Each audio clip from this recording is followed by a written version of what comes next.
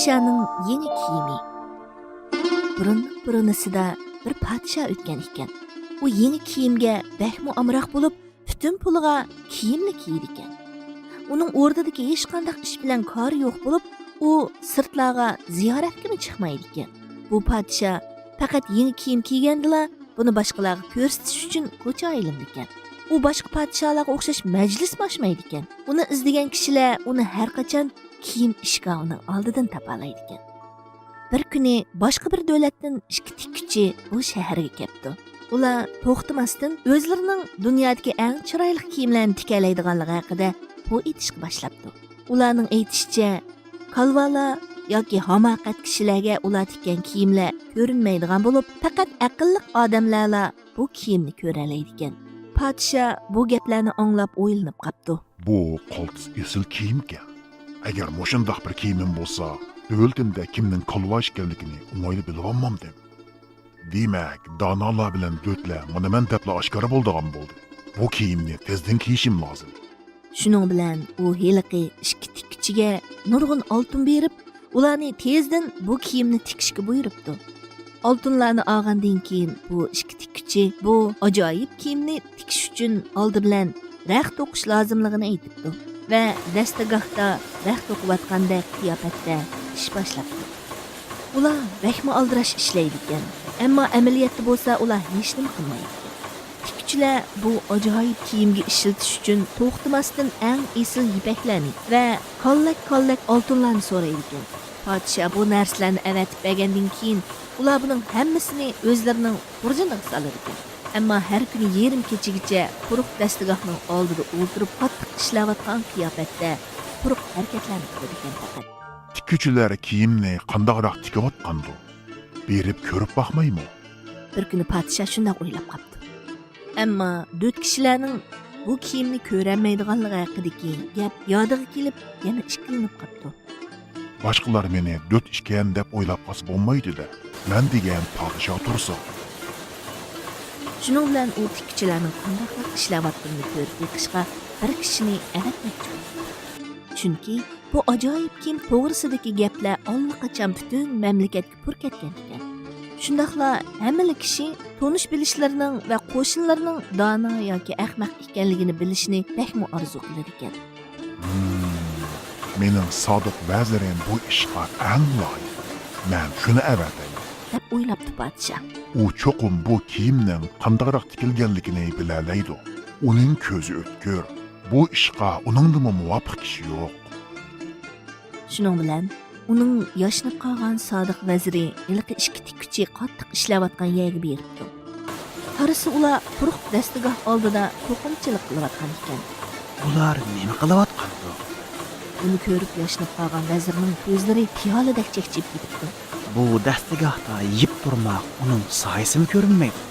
Darvaqa u bu gaplarni og'zidan chiqara olmadi. Shu chaqda tikuvchilar uning yaqinroq kelib ko'rib yiqishni aytdi. Orqadanlar uningdan raxtning qandoqroq to'qilganligini so'rabdi. Ular yana ranglarning qandoq bezalganligini so'rashni unutmabdi. Ammo ularning vazirga ko'rsatgani quruq dastagahdan boshqa narsa emas ekan. Qeri vazirmi bayqushlarcha quruq dastagahga qayta sinchilab qarabdi. Ammo u har qancha qarsimi dastagahda hech nima yo'qdirdi. Aslida dastagahda hech narsa yo'q ekan. Bu nima ish? Yashangan vazir o'ylanib qopti. Men dört o'qishiman. Men qachondan boshlab dörtlashib qolgan bo'g'im. Dört ishganligimni hech kim bilib qolmasdi. Ovu xudoyi, men rostalla dört bo'g'im. Ya, buni podshoh bilib qolsa bo'lmaydi. Men buni hargiz bilmasligim lozim. Qandaqroq degin? Shu arada raxt to'qiyotgan qiyofatga kirib olgan tikuvchilarning biri so'rabdi. Raxtning qandaqroq ishganligini da'vatman. Qoltisga. Yashangan vazir quruq dastagahga qarab shunday debdi. Raxtning nusxasi va gullari qoltisga. Buning qanchalik chiroyli ekanligini men hozirla podshoh oliylariga ma'lum qilaman. Amisa janoblarini avar qildigan bo'ldi. Qazoblar shunday debdi. Ondan ular raxtning pasoni, gul nusxalari qatorliqlarni qeri vazirga tafsili tushuntiribdi. Bu qiyri vazir kiyim haqida podshohga ma'lumot berganda ezib ketmaslik uchun ularning so'zlarini diqqat bilan anglabdi. Orqadan bu kazaplar raxtning to'qilib bo'lmagan qismini bitirish uchun buningga oltin va yipak lozimligini aytibdi.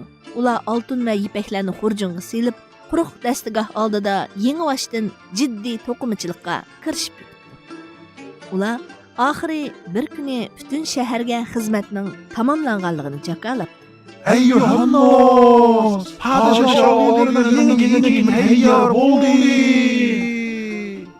Bu xabarni anglagan podshoh paypaslig'incha darhol yetib ketdi va yangi kiyimni sinab boqmoqchi bo'ldi.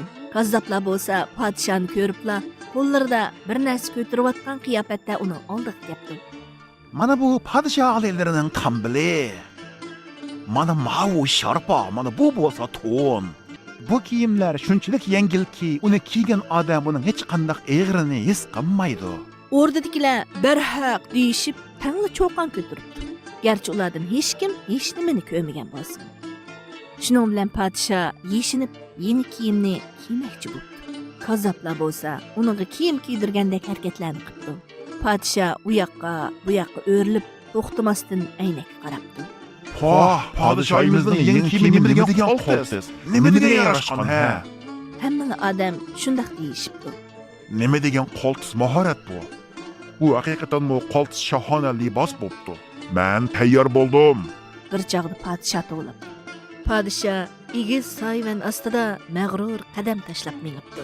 Yo'l bo'yidagilar va darizlardan qarayotganlar bas-bas cho'qon ko'taribdi. Padişahning yeni kiyimi nima degan qoltis? Nima degan yarashqan ha? Nima degan hayvatlik to'n bu? Ovu sharpamo qoltis mos kepti.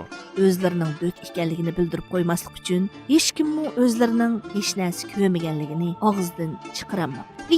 Podshohning uchida hech narsa yo'q-ku? Ushtum tut bir qizchaq shundoq vaqirib yetibdi. Qizim nima deyotdi? Qizning oti hayron bo'lgandan kishilardan so'rabdi.